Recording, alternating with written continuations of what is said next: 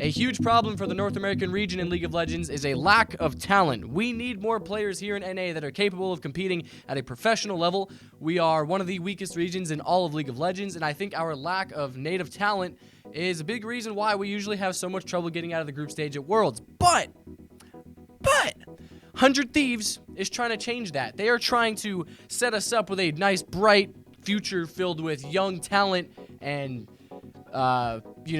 stuff to make League of Legends a better tomorrow. I don't know what I'm trying to say. Here comes 100 Thieves next, or as I like to call it, 100 Thieves Academy.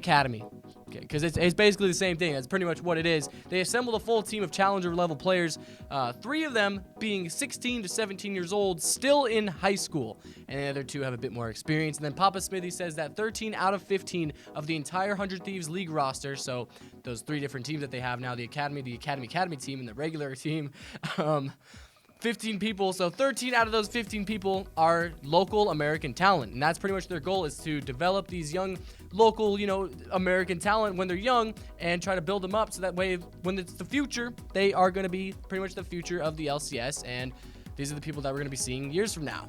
And so with that being said, it brings me great pleasure to announce 100 Thieves Next, our amateur League of Legends program. 100 Thieves Next serves as the 3rd pillar of our League of Legends program. You guys are already familiar with 100T, our LCS program, 100A, the Academy program, and now newly announcing 100X, our amateur program for developing the next generation of League of Legends talent coming from North America. But I'm sure you guys want to know, who is on this roster? How has the roster come together?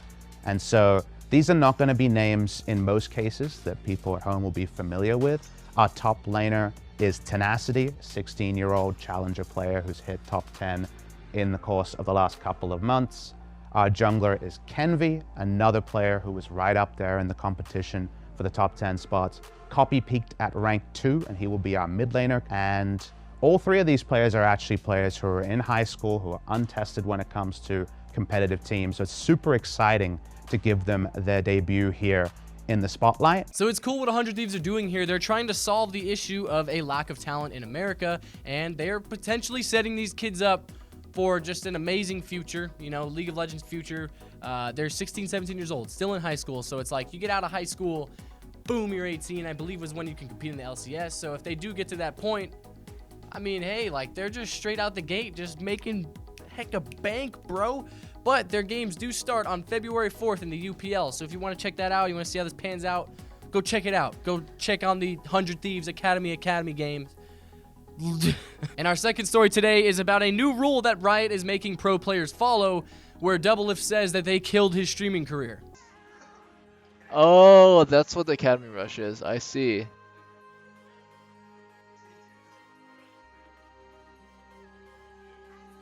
Yeah. Riot Games killed my streaming career. Goodbye, guys. Good night. I can't stream over Academy. Thanks for coming. I didn't even play ads. That's how great of a streamer I am. So if you're a little confused, Doublelift had to end his stream early because of Riot's new rule where you cannot stream as a pro during Academy games. And this is probably in an effort to actually drive more viewership towards Academy games, which might work. I don't know.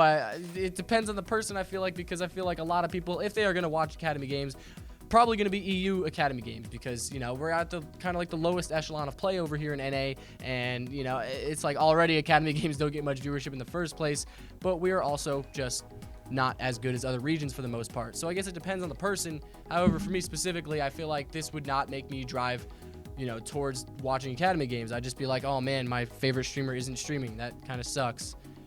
But Doublelift also blows it out of proportion a little bit, obviously, because his stream is still very much alive. It's just on certain days when Academy games are actually going on. He's probably streaming with Liquid, which is why I don't think it's a big deal, which is why I think he's kind of blowing out of proportion a little bit, because he's probably going to be practicing a lot with Liquid. On Fridays might get a little annoying because that's when Academy Rush is going on, but that kind of all just cram all the games together, so it's like, in reality, you're probably not losing that much time from Academy games, streaming-wise. So yeah, how do you guys feel about Riot enforcing that rule, though? Do you think it'll make viewership go up because it'll be like, oh, my favorite streamer isn't streaming. Whatever shall I do? I'm going to go watch some Academy games.